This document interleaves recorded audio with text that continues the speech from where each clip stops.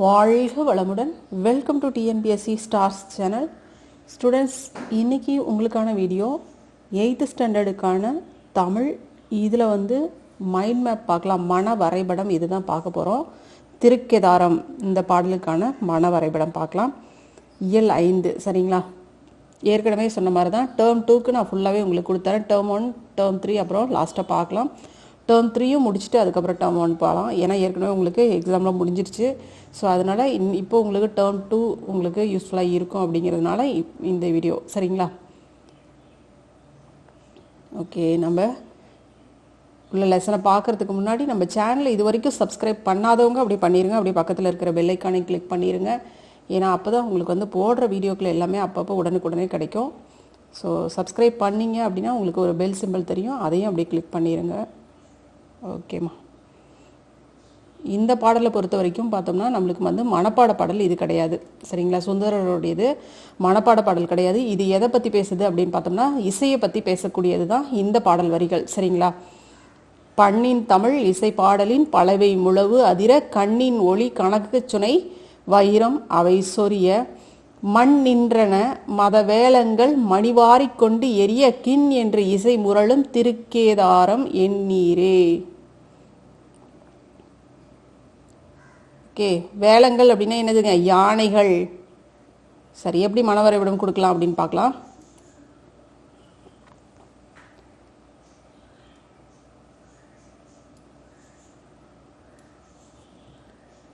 இது எதை பற்றி சொல்லுது அப்படின்னா நம்ம பார்த்தோம் இசை தான் சரிங்களா? இதனுடைய கருத்து ஃபுல்லாகவே இசையை பற்றி பேசக்கூடியது தான் இந்த பாடல் வரிகள்.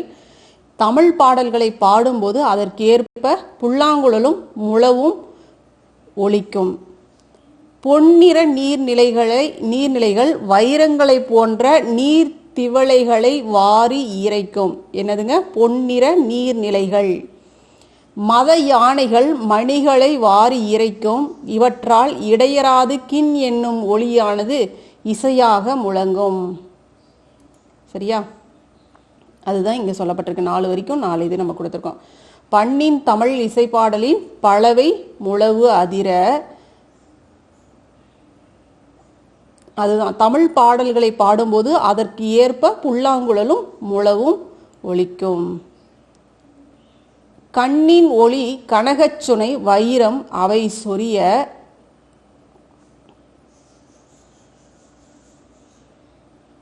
பொன்னிற நீர்நிலைகள் வைரங்களை போன்ற நீர்த்திவளைகளை வாரி இறைக்கும். இதுதான் இதுக்கு மீனிங். மண் நின்றன மத வேளங்கள் மணிவாரிக் கொண்டு எரிய. மண் நின்றன மத வேளங்கள் மணிவாரிக் கொண்டு எரிய. மத யானைகள் மணிகளை வாரி இறைக்கும். அதனால தான் என்னதுங்க? கின் என்று இசை முரளும் திருக்கேதாரம் எண்ணீரே. கின் என்று இசை முரளும். இவற்றால் இடையராது கின் என்னும் ஒளியானது இசையாக முழங்கும். ரொம்ப ரொம்ப ஈஸியாக இருக்கும். அப்படியே அதை கம்பேர் பண்ணி பார்த்தீங்க அப்படின்னா உங்களுக்கு இப்படி ஒரு மைண்ட் மேப் நீங்கள் கொடுத்துக்கலாம். ஏற்கனவே சொன்னது தான். நீங்கள் எந்த அளவுக்கு இதை புரிஞ்சுருக்கிறீங்களோ அதுதாங்க மைண்ட் மேப் சரியா? நீங்கள் எப்படி வேணாலும் உங்களுக்கு புரிகிற மாதிரி நீங்கள் படிக்கணும். மைண்ட் மேப் அப்படிங்கிறது எதுக்கு போடுறது? நம்ம ஈஸியாக புரிஞ்சுக்கிட்டு படிக்கிறதுக்காக போடுறது. கடைசி நிமிஷத்தில் இந்த மைண்ட் மேப் மட்டும் பார்த்துட்டு போனோம்னா, ஒரு கிளான்ஸ் பார்த்துட்டு போனோம்னாவே நம்மளுக்கு ஐடியா கிடச்சிடும் எக்ஸாம் எழுதுறதுக்கான இது. அதுக்காக தான் நம்ம இதை ஃபஸ்ட்டு இது மைண்ட் மேப் போடணும் அப்படிங்கிற தீமே அதுக்காக தான் சரியா?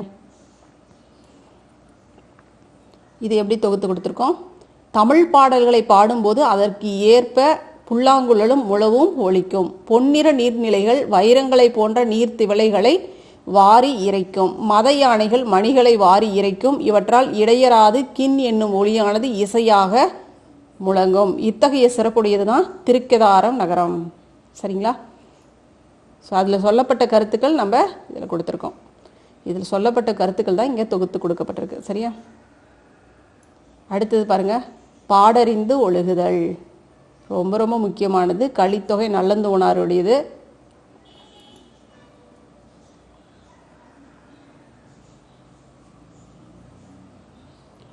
மனப்பாட பாடல். இந்த டைமுக்கு நீங்கள் எல்லாருமே படிச்சிருந்துருக்கணும். இதை டிஎன்பிஎஸ்சியாக இருக்கட்டும், ஸ்கூல் ஸ்டூடெண்ட் எல்லாத்துக்குமே கண்டிப்பாக ரொம்ப ரொம்ப முக்கியமான ஒரு பாடல் வரிகள். கொஷின் பேப்பரில் இல்லாத இது இருக்கவே இருக்காது. ஏதாவது ஒரு 4 லைன் கண்டிப்பாக கேட்பாங்க. சரிங்களா? ஆற்றுதல் என்பது ஒன்று அளந்தார்க்கு உதவுதல். இது நம்மளுக்கு கோடிட்ட இடங்கள்லையும் கொடுப்பாங்க, பொருத்துகளையும் கொடுப்பாங்க. சரிங்களா? ஏன்னா அந்தளவுக்கு ரொம்ப ரொம்ப முக்கியமான ஒரு இது ஓல்டு சிலபஸ்லேயும் இருந்துச்சு. சரி, பாடறிந்து ஒழுகுதல். இது கலித்தொகை. யாருடைய இது ஆசிரியர் யாருங்க? நல்லந்தோனார். ஓகே, இது எல்லாமே முக்கியம். நம்ம அப்போயே டீச் சொல்லும் போதே நம்ம இதெல்லாம் சொல்லியிருக்கிறோம். ஸோ அதுக்குள்ளார நம்ம போக வேணாம். ஒரு தடவை பாடல் வரிகள் பார்த்துட்டு அது எப்படி நம்ம மனவரைபடம் கொடுக்கலாம் அப்படிங்கிறத பார்க்கலாம். ஆற்றுதல் என்பது ஒன்று அளந்தவருக்கு உதவுதல். போற்றுதல் என்பது புணர்ந்தாரை பிரியாமை. பண்பு எனப்படுவது பாடறிந்து ஒழுகுதல். அன்பு எனப்படுவது தன் கிளை செராமை. அறிவு அப்படிங்கிறது என்னதுங்க? பேதையர் சொல் நோன்றல். செறிவு எனப்படுவது கூறியது மறாமை. நிறை எனப்படுவது மறைபிறர் அறியாமை. முறை எனப்படுவது கண் ஓடாது உயிர் வவ்வல். பொறை எனப்படுவது போற்றாரை பொறுத்தல். பொறை பொறுமை. சரியா? இல்வாழ்வு என்பது வறியவர்களுக்கு உதவி செய்தல், பாதுகாத்தல்.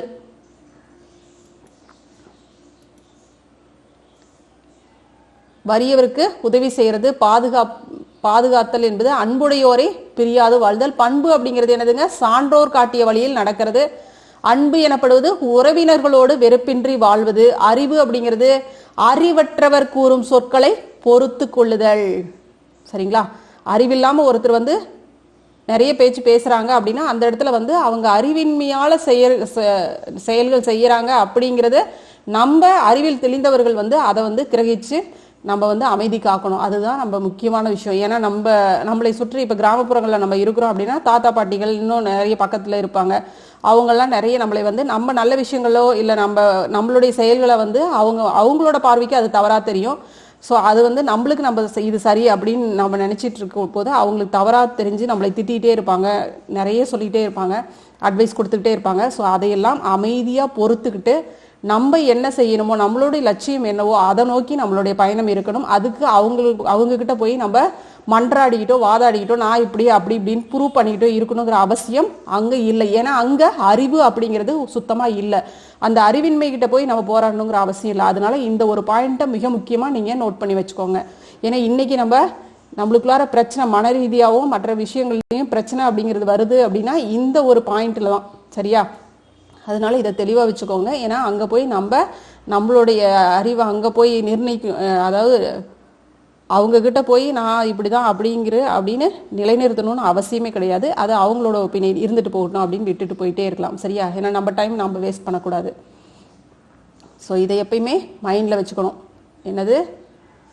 அறிவு எனப்படுவது பேதையார் சொல் நோன்றல். பேதையார்னா யாருங்க? அறிவற்றவர் கூறும் சொற்களை பொறுத்தல். செறிவு எனப்படுவது முன் சொன்ன வாக்கை மறுக்காமல் காப்பாற்றுதல்.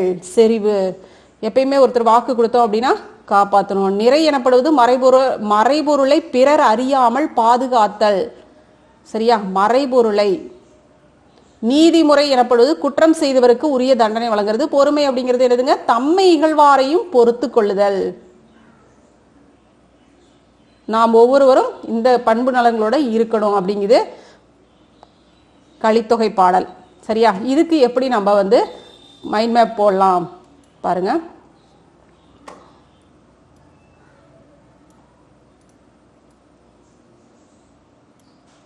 இல்வாழ்வு ஃபர்ஸ்ட் பார்த்தோம் இல்லையா?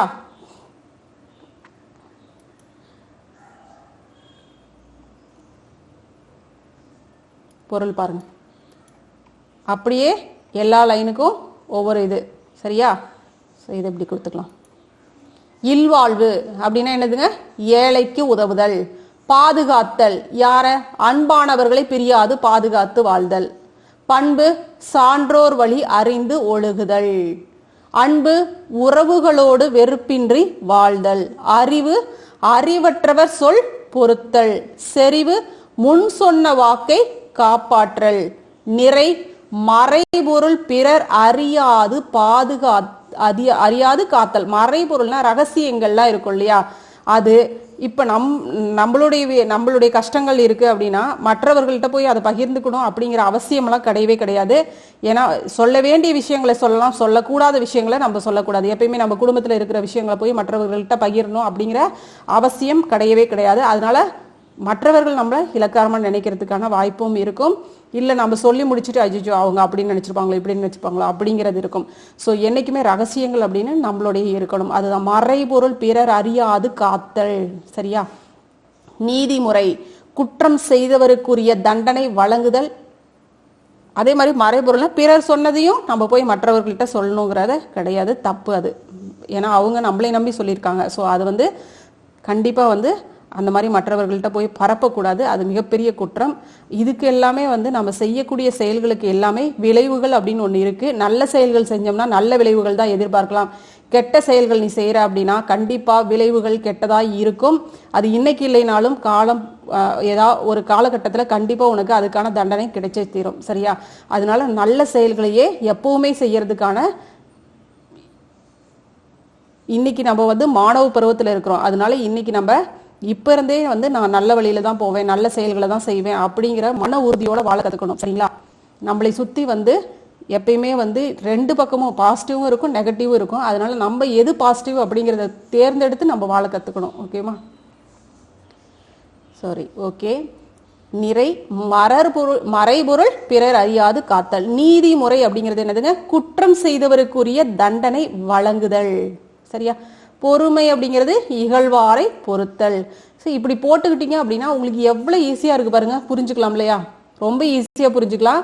அதனால இந்த மாதிரி பாயிண்ட் போட்டு எடுத்துங்க. இது எப்படி நம்ம தொகுத்து சொல்லலாம்? இப்படி தாங்க டக்கு டக்குன்னு எழுதிட்டு போயிட்டே இருக்கலாம். இல்வாழ்வுன்னு போட்டு நேருக்கு நேரம் இந்த மாதிரி போட்டுக்கோங்க. இல்வாழ்வு ஏழைக்கு உதவுதல், பாதுகாத்தல், அன்பானவர்களை பிரியாது வாழ்தல், பண்பு சான்றோர் வழி அறிந்து ஒழுகுதல், அன்பு உறவுகளோடு வெறுப்பின்றி வாழ்தல், அறிவு அறிவற்றவர் சொல் பொறுத்தல், செறிவு முன் சொன்ன வாக்கை காப்பாற்றுதல், நிறை மறைபொருள் பிறர் அறியாது காத்தல், நீதிமுறை குற்றம் செய்தவருக்குரிய தண்டனையை வழங்குதல், பொறுமை இகழ்பவரையும் பொறுத்தல். சரிங்களா? ரொம்ப ஈஸியா இருக்கு இல்லையா? ஓகே, இப்போ நம்மளுக்கு லெசன் தெளிவாக சூப்பராக புரிஞ்சிருக்கும். இதுக்கு மேலே நம்ம படித்து மனப்பாடம் பண்ணி தான் நம்ம எழுதணும் அப்படிங்கிறதுலாம் இல்லை. அப்படியே போய் அந்த ஸ்பாட்டில் எழுதிட்டு நம்மளால வர முடியும். சரியா? இந்த அளவுக்கு புரிஞ்சுக்கோங்க, அவ்வளோதான். அடுத்து நெக்ஸ்ட் லெசன் என்னதுன்னு பார்ப்போம். பாருங்க, நாட்டுப்புற கைவினை கலைகள். சரி, ஓகே. இது நம்ம நெக்ஸ்ட் வீடியோவில் பார்க்கலாம். சரிங்களா? ஓகேம்மா. கண்டிப்பாக வீடியோ பிடிச்சிருந்தா லைக் பண்ணுங்கள், ஷேர் பண்ணுங்கள், கமெண்ட் பண்ணுங்கள். எப்படி இருக்குது, இது யூஸ்ஃபுல்லாக இருக்கா, எப்படி இருக்குது அப்படின்னு உங்களுடைய கமெண்ட்ஸை தெரிவிங்க. அடுத்தடுத்து எப்படி போடலாம் அப்படிங்கிறதையும் கொஞ்சம் உங்களுக்கு தெரிஞ்ச ஐடியாக்களையும் சொல்லுங்கள். அதையும் ஃபாலோ பண்ணுவோம். சரிங்களா? ஓகேம்மா. தேங்க்யூ.